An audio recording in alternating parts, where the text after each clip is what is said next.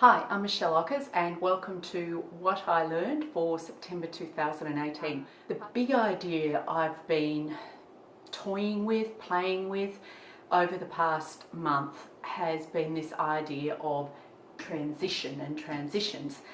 This is because I'm in the middle of a transition at the moment, having spent 7 months at the start of this year travelling around the east coast of Australia with my daughter. And at a certain point on the trip deciding that we were going to resettle in Brisbane, where we have now settled after stopping travelling.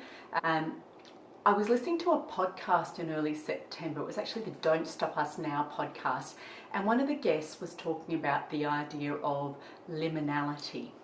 And this idea originally came from anthropology and from the work of Arnold von Gennep, who in 1909 wrote a book called Rites of Passage, and he related this liminal period, or he dubbed the period between passing from one state at the start of a rite of passage to the end state. He dubbed that the liminal period, and it comes from the Latin word threshold.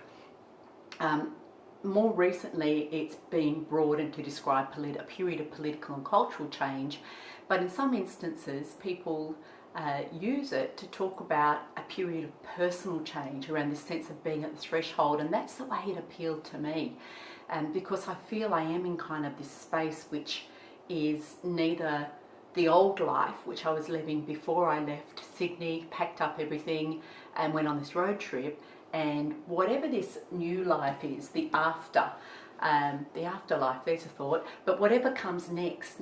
And one of the ideas that appealed to me about regarding this as a period of liminality or a liminal phase, this transition period, is that it's a period of fluidity where you're in a malleable situation, and sometimes you don't know what's at the other end. I've actually really enjoyed being in this transitory state between the old life and the new life, because it feels like it's a time to be really creative and to explore before, figuring out what this new life is going to look like. So it feels like a really expansive period to me, and I'm exploring all sorts of options for my business in particular and what work might look like into the future. And I'm kind of just holding myself in this space because I don't want to jump too quickly. But right now, I can see benefits to being in this transitory state. And it just made me think about the fact that sometimes in organisations, we rush to lock something in, to move through a change. And the more I played around and thought about this idea of liminality, the more I've realised it's already embedded in a couple of key models around change management that I've come across and on occasion used in the past. So for instance, the book Managing Transitions by William Bridges talks about an ending, a transition, and a beginning, a new beginning. And he talks about managing people's emotions and their state through this transition period, and the importance of honouring the past as you move into the future.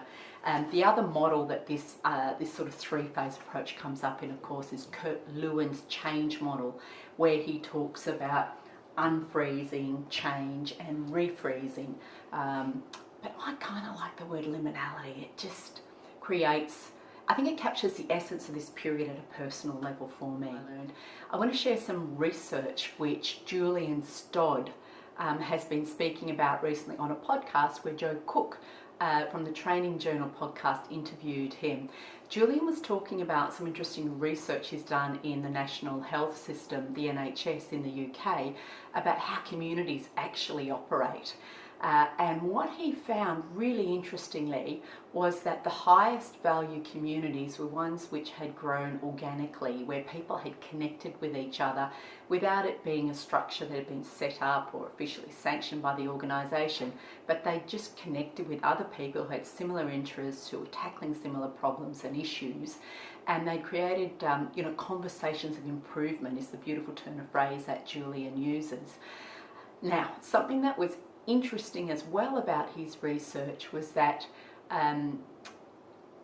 of the tools or platforms being used for people to connect, 16 of the 17 platforms that people nominated they were using to connect and have conversations and interact were actually what's called shadow IT, tools which weren't officially sanctioned by the organisation. People are going to connect anyway, and sometimes the highest value connections are just going to arise naturally. That's not to say that there's not a place and a role for communities of practice and networks to be cultivated in organisations. But what it does say is that people are out there talking, sharing, and so finding ways to make this easy for people, for instance, using the shadow technology, using whatever tools they're already using, and finding useful is a strategy that should be considered rather than trying to drive those tools underground or drive the conversations underground. It's a way of finding that balance between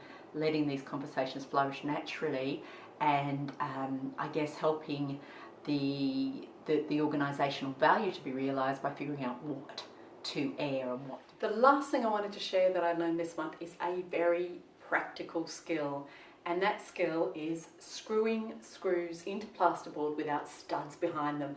I wanted to hang some shelves in the apartment. I got a handyman over. Things didn't go so well. Several $100s later, I had one shelf hung and I still had 3 sets of shelves to go. And my daughter said to me, "You know what, Mum? You can probably do this yourself." And she was right. I went to the local hardware store, got a lesson, came home armed with these little plugs that you can put your timber screws into, and voila.